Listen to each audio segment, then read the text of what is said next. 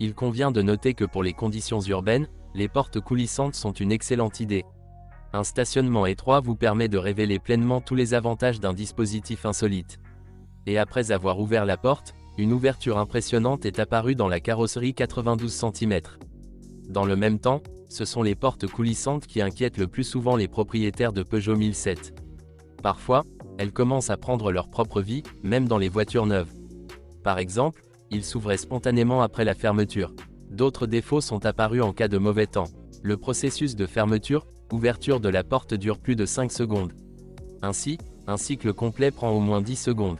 C'est largement suffisant pour que les sièges soient imbibés d'eau en cas de pluie ou de neige. Le système de commande de porte utilise deux unités de commande. L'un d'eux est installé dans le pilier central, le second directement dans la porte.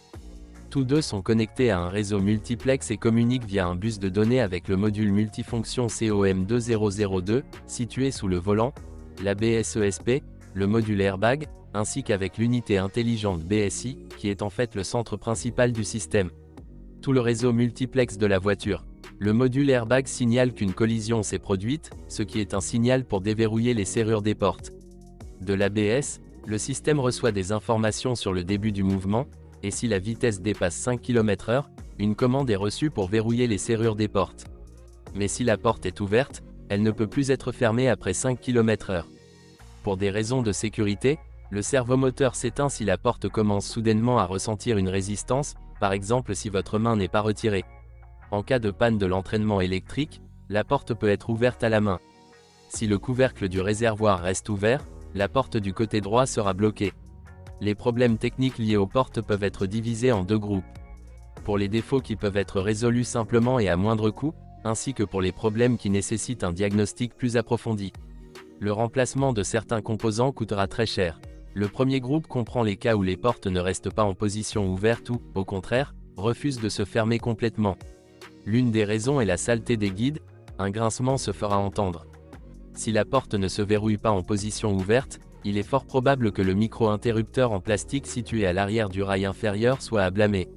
Les contacts du montant sont à leur tour responsables de la fermeture incomplète de la porte. Il y a plusieurs contacts ici. Certains d'entre eux donnent un signal à l'unité de commande pour activer le servomoteur, qui presse l'arrière de la porte contre la carrosserie. D'autres contacts alimentent le servo de fenêtre. Lorsque les portes sont ouvertes, les fenêtres sont éteintes. Parfois, il est possible de se débarrasser de la maladie en nettoyant simplement les contacts de la saleté. Le deuxième groupe de problèmes comprend les pannes du système de contrôle des portes. L'expérience montre que le risque de maladie est directement proportionnel à l'âge de la voiture. La porte ne répond plus aux commandes du bouton du panneau avant et, par conséquent, de la télécommande du verrouillage centralisé.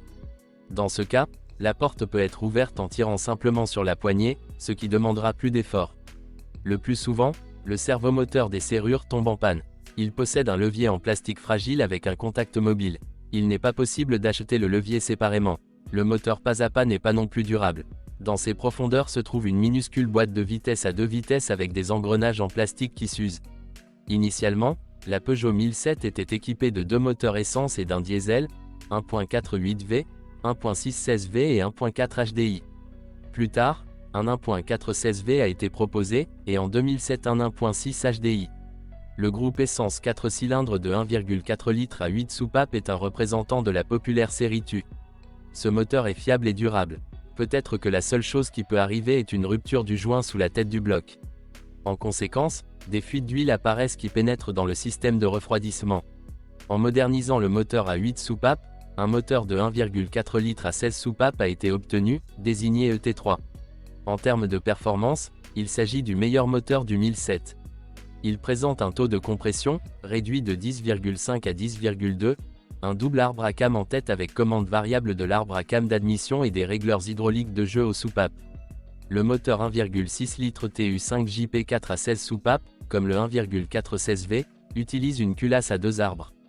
Dans les moteurs à 8 soupapes, vous devez vous contenter d'un réglage mécanique du jeu aux soupapes.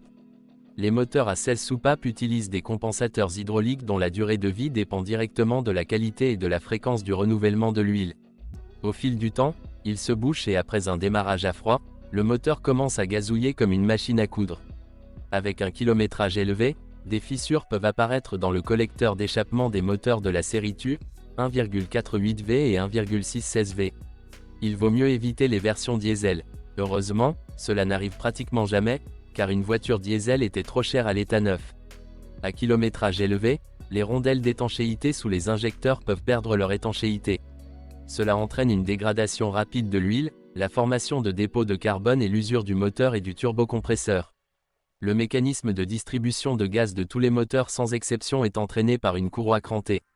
Les mécaniciens expérimentés recommandent de le changer tous les 60 000 km.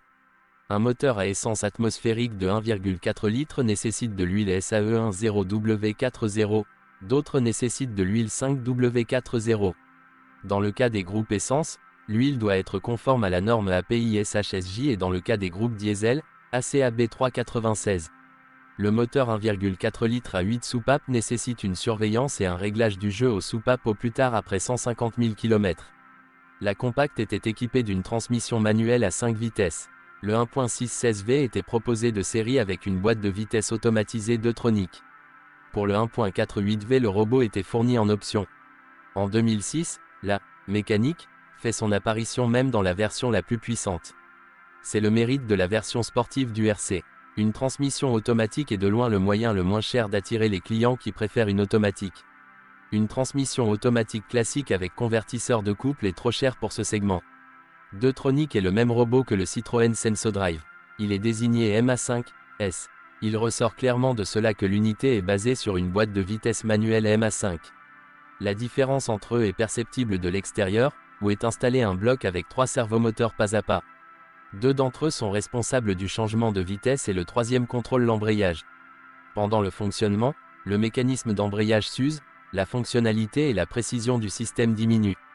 Tous les servomoteurs sont combinés en une seule unité de commande. Puisque Deutronic utilise un embrayage classique, la centrale doit connaître les seuils d'embrayage, c'est-à-dire doit être adaptée.